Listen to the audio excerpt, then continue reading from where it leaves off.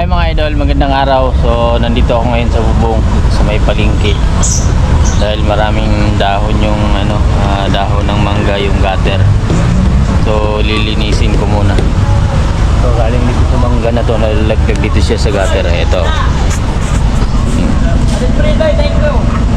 May mga dahon mga idol. So lilinisin ko lang siya para pagka pagka naulan tapos nagbabaklo, pumapasok ko dito sa loob sa tenants. So tara mga idol, samahan niyo ako, let's go.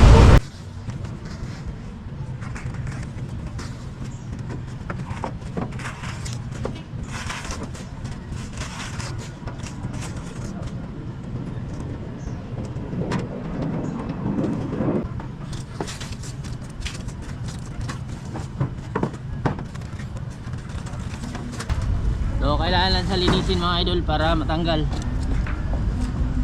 Hindi natin maiwasan dahil may kasi may punong mangga. Kaya siyempre may malalaglag talagang lagas sa dahon. Para sa bahay din may mga ganun.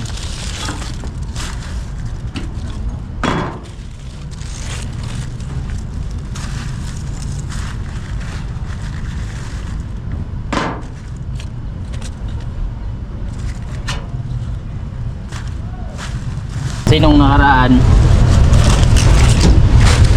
umulan,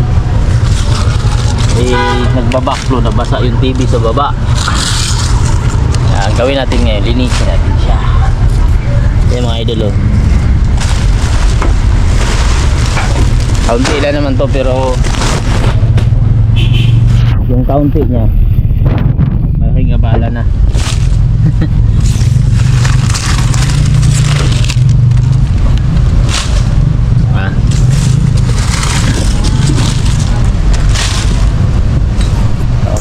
Pero malaking abala na.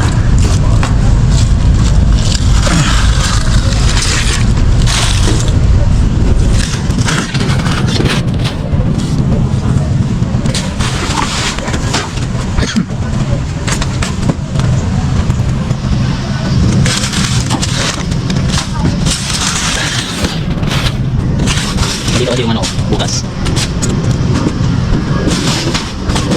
Yung bukas Ayan sa luhan ng dahon. Ayan ang babaklo. Ayan ang babaklo. Lalisin natin hanggang doon sa dulo. So yun mga idol, kaunti na lang. Nandito na tayo parting dulo.